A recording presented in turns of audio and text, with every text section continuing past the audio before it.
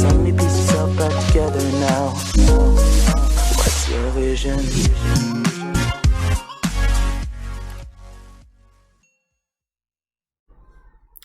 Assalamualaikum warahmatullahi wabarakatuh. Salam sejahtera bagi kita semua. Salam Om Swastiastu, Namo Buddhaya, salam kebajikan.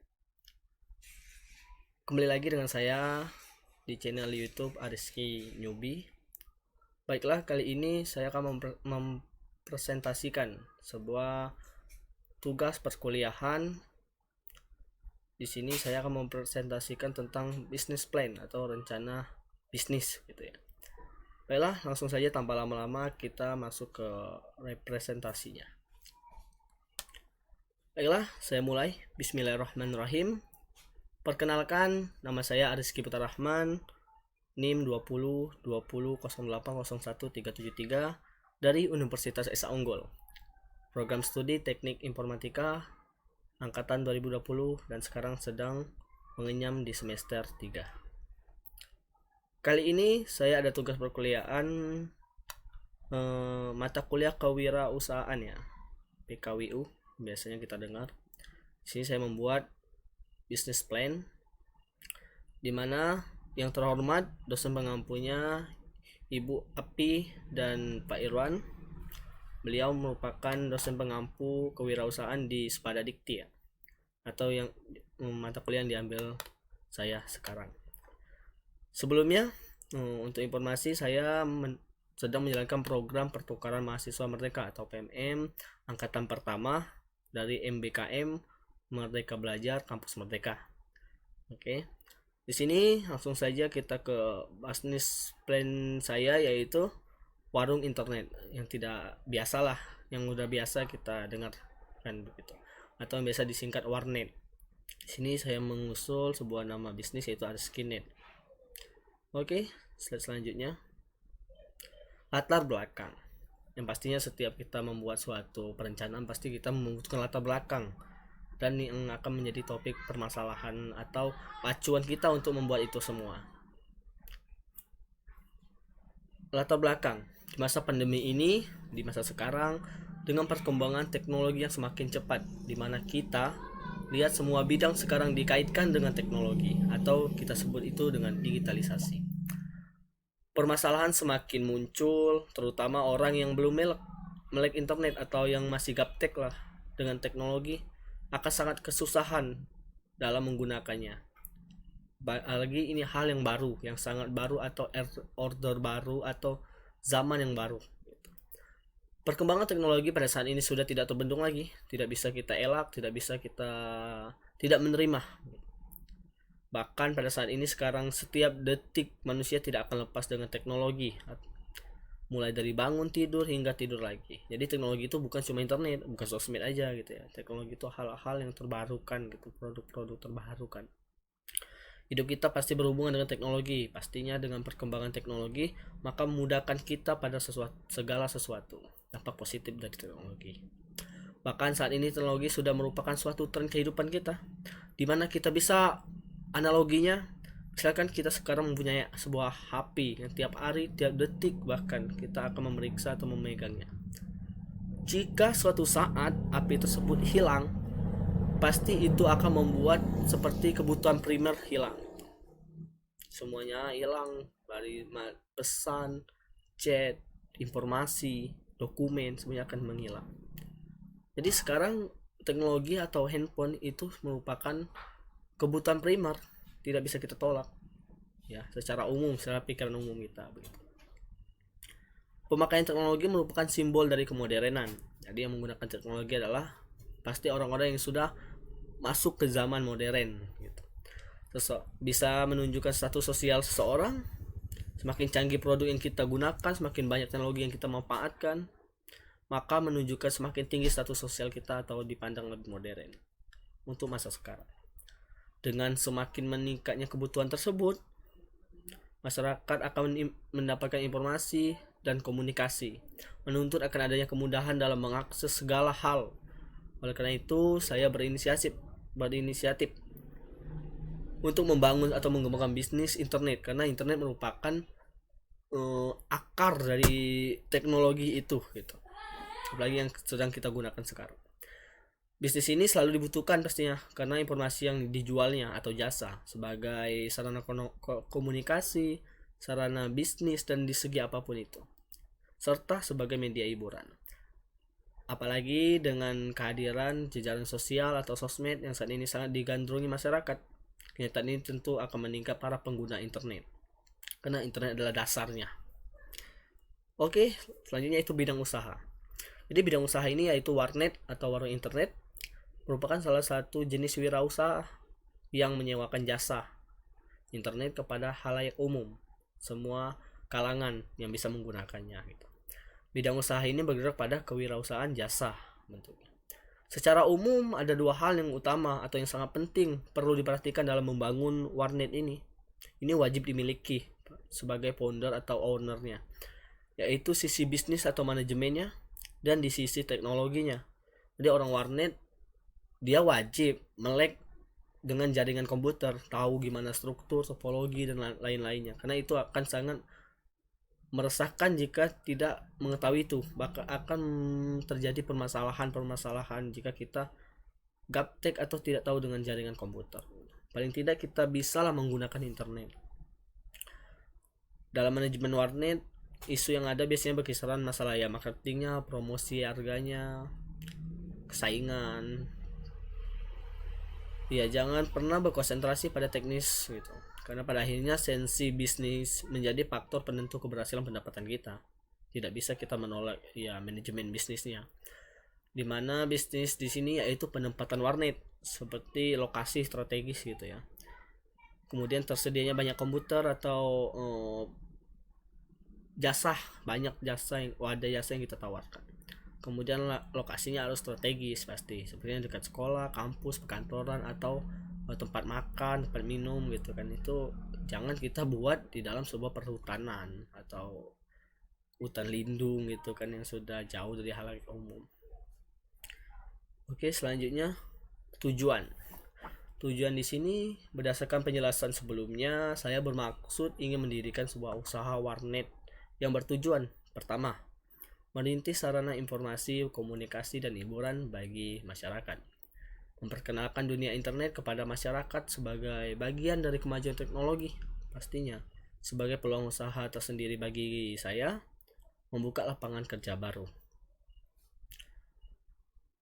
Oke, kemudian deskripsi usaha saya dalam planning ini.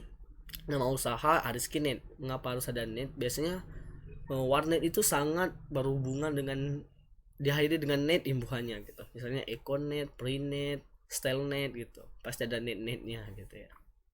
Jadi supaya sebagai manajemen bisnis juga strategi.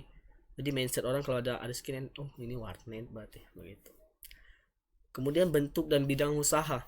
Bentuk usahanya ya warung internet, bidangnya ya jasa internet, jasa tugas, misalnya pembuatan presentasi, makalah, atau biasanya itu print soal dan lainnya. Kemudian ada game online yang ditawarkan. Tempat usaha ini lokasi ya sekitaran daerah Bekasi ya, Tarumajaya, Kota Bekasi, Jalan Harapan Indah gitu. Keunggulan lokasi tersebut, lokasinya sangat berpotensial karena emang sebuah halayak umum lah bentuknya, strategis gitu, sesuai dengan manajemen strategi tadi yang kita baca. Kemudian lahan parkir teduh dan cukup luas ya, ada lahan parkir karena ya pastinya orang di sana menggunakan jasa yang menggunakan estimasi waktu gitu. Usaha warnet berlokasi dekat pinggir jalan, jadi tidak terlalu dalam atau di dalam perkampungan kompleks gitu, jadi tepat jalan yang bisa diakses semua orang. Kemudian waktu usaha warnet ini ada dengan ketentuan jadwal jam kerjanya pastinya setiap hari dan waktunya setiap saat, tapi itu kondisional ya, menyesuaikan biasanya. Tapi ya diusahakan bisa setiap hari karena tidak ada batasan untuk menggunakan internet. Tinggal orang yang menggunakannya aja harus dibatasi polanya menggunakan internet. Rencana pemasaran atau target sasaran audiensnya. Yang pertama yaitu analisis permintaan.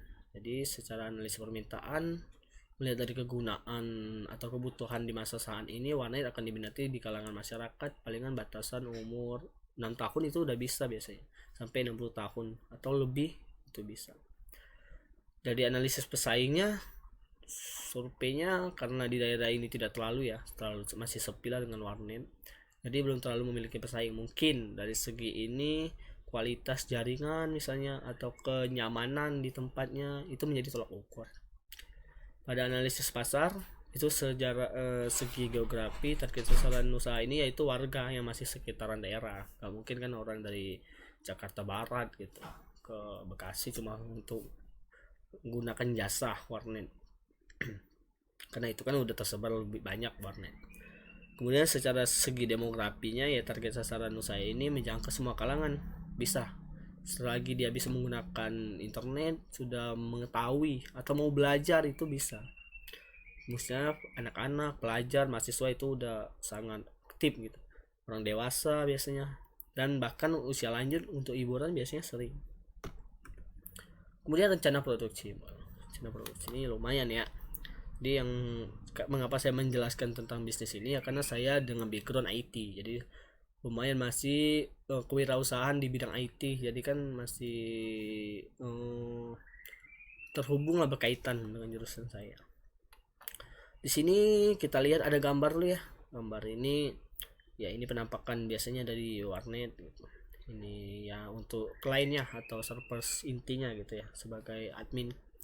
Ini topologi jaringannya, bisa kita menggunakan topologi mana. Ini ada internet pastinya, ada provider, kemudian ke klien, ke admin, kemudian dibagi ke klien-kliennya gitu atau pengguna. Di sini yang peralatan yang mungkin ini tidak mesti saya tulis semuanya, tapi ini wajib yang ini biasanya. PC ya pasti kan, monitor itu ya pasti. Kursi meja ya sangat wajib gitu. Mungkin palingan dia meja, paling dia kalau kursi kan bisa biasanya di lantai gitu. Ada yang seperti itu. Ini sekan untuk ruangan ya, biar ada pembatas ini ya, biar informasinya masih terjaga lah. Printer ya, itu kan untuk jasa orang-orang biasanya kan, jasa printer ini. Kemudian kabelan ini untuk menghubungkan ini biasanya menggunakan kabelan karena lebih optimal, jaringannya lebih baik daripada kita menggunakan Ethernet atau WiFi gitu. Tapi kebanyakan PC belum ada sih adapter untuk WiFi, makanya menggunakan kabelan. Hanya PC-PC terbaru sekarang yang sudah ada adapter bawaan. Kemudian jaringan internet ya pasti providernya untuk mengakses kita membutuhkan jaringan internet. Kemudian AC atau kipas angin ya sebagai pendingin ya, supaya tidak terlalu gerah di dalamnya gitu ya. Perkakas untuk komputer, seperti alat-alat komputer lah, hardware buat bongkar hardware-nya gitu. Oke, lanjut. Anggaran biaya produksi. Ini ada 2 slide ya nanti. Pertama, biaya untuk alat sarana operator satu server ya. Pastinya lebih baik daripada klien gitu kan, karena dia sangat membutuhkan hal yang sangat baik lah intinya gitu ya. Oke, di sini bisa kita lihat motherboard, prosesor. Ini anak IT pasti paham. HDD sebagai memorinya, power supply, casingnya, speaker, pasti ini sebagai salon biasanya. UPS atau Prolink ya sebagai itu nih volteknya. Totalnya ini sekitar 5 jutaan. Sedangkan untuk 7 unit PC, jadi ini sekitar 7 unit atau 10 unit nanti kita ya.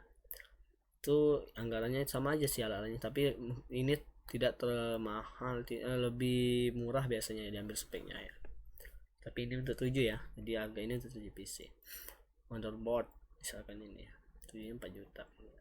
Ini kan 500, ini lebih baik mungkin. RAM, oke, VGA nya, ADD nya tidak ya, tidak menggunakan ADD di sini saya. Keyboard pasti mouse ya. Oke, ini anggaran. Kemudian ini biaya alat atau sarana untuk jaringan warnetnya, yang pasti ada NIC, gigabyte atau LAN cardnya, kartu LAN. Kemudian ada mikrotiknya untuk dari providernya. Mikrotik ini biasa seri ini biasa digunakan yang RP951. Kemudian TP-Link untuk menyebarkan, itu kan untuk warung internet biasanya. Kan tidak ada 2 sistem, nanti ada warung internet menjualkan WiFi gitu pakai voucher, ada yang menggunakan langsung PC kita. Kemudian kabel UTP, kemudian kabel Ethernet ya paling. Total mungkin 2 jutaan lebih sampai 3 juta. Kemudian biaya alat sarana lainnya atau keperluan warnet seperti meja bersekat tadi, mejanya, meja operator, karpet biru kan untuk alas biasanya gitu. Kipas angin, Master, stop kontak dan switch, cramping tools, dan beberapa alat-alat. Banyak sih biaya terduga tuh biasanya maintenance, itu sangat terduga biasanya. Nah, jadi total keseluruhan paling tidak itu sekitar 27 juta ya. Awal membuka 7 unit komputer sama 1 server dan hal lainnya. Oke, selanjutnya analisis keuntungan profit. Jadi cara menganalisisnya ini di sini saya menggunakan perhitungan seperti ini ya. Ini sangat mudah lah supaya kita bisa mencernanya. Kita misalkan per jam 5.000.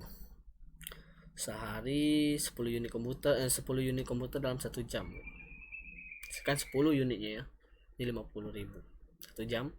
Kita misalkan cuma 14 jam lah aktif gitu. Dalam sehari 700.000 per hari. Lalu hitung kembali untuk penghasilan per bulannya ya 700.000 dikali 30 21 juta. Kemudian maka akan mendapatkan untung bersih 12 juta per bulan gitu ya, dari 2 juta pengurangan tadi. Perhitungan biasa bersifat kasar ya, namun perhitungan kita biasa isi rusak itu ya banyak pengalamannya, motherboard rusak misalnya. Jadi selagi kita merawatnya lebih baik maka rusaknya tidak terlalu banyak sih.